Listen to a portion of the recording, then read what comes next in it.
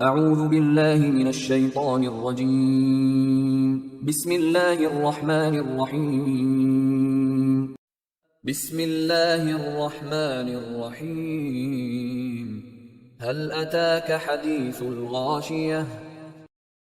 سورہ غاشیہ۔ کیا آپ کو ہر چیز پر چھا جانے والی یعنی قیامت کی خبر پہنچی ہے؟ وجوہ یومئذ خاشعہ عاملۃ ناصبہ۔ اس دن کتنے ہی چہروں پر ذلت طاری ہوگی، محنت و مشقت کی وجہ سے نڈھال ہوں گے اور تھکن ان کے چہروں پر عیاں ہوگی۔ تصلی نارا حامیہ تسقی من عین آنیہ۔ انتہائی تیز آگ میں داخل ہوں گے جہاں انہیں گرم کھولتے ہوئے چشمے کا پانی پلایا جائے گا۔ بظاہر دنیا میں ساری زندگی محنت و مشقت میں گزاری، لیکن وہ ساری محنت محض دنیا کی خاطر کرتے رہے، یا پھر دین کے لیے جو کچھ بھی کیا وہ اللہ اور اس کے رسول کے بتائے ہوئے طریقے کے مطابق نہ تھا، اس لیے ان کی محنت اکارت گئی، ان کے اعمال قبول نہیں کیے جائیں گے اور ان کا آخری ٹھکانہ جہنم ہوگا۔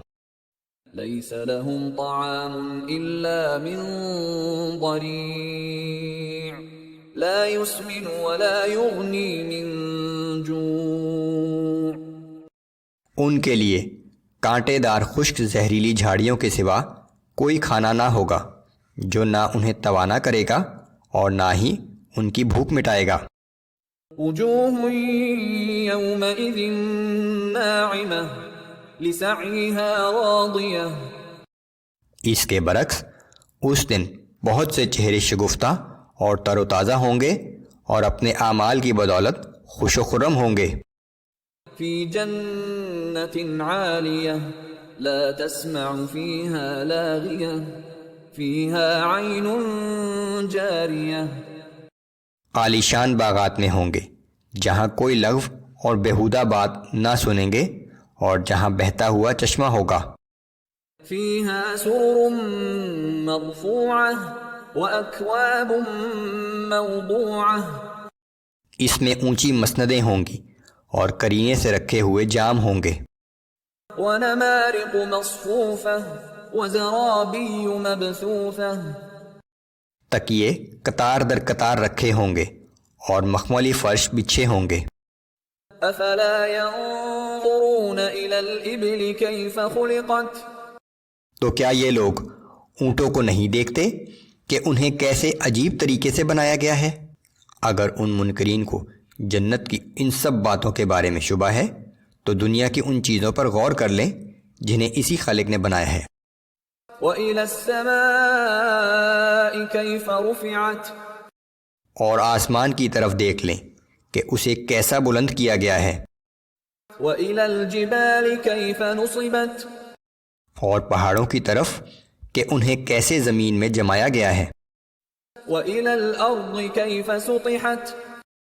اور زمین کی طرف کہ اسے کیسے ہموار بنایا گیا ہے۔ فَذَكِّرْ إِنَّمَا أَنْتَ مُذَكِّرٌ۔ سو اے نبی صلی اللہ علیہ وآلہ وسلم، آپ نصیحت کرتے رہیں، بس آپ کی ذمہ داری تو انہیں نصیحت کرنا ہی ہے۔ لَسْتَ عَلَيْهِمْ بِمُصَيْطِرٍ۔ ہمارے احکام کی جبراً تعمیل کرانا آپ کی ذمہ داری نہیں ہے، إِلَّا مَن تَوَلَّى وَكَفَرَ فَيُعَذِّبُهُ اللَّهُ الْعَذَابَ الْأَكْبَرَ۔ البتہ جو شخص روگردانی اور انکار کرے گا تو اللہ اس کو آخرت میں بڑا سخت عذاب دے گا۔ إِنَّ إِلَيْنَا إِيَابَهُمْ ثُمَّ إِنَّ عَلَيْنَا حِسَابَهُمْ۔ بالآخر ان سب کی واپسی ہماری ہی طرف ہوگی، پھر ان کا حساب لینا ہمارے ذمہ ہے۔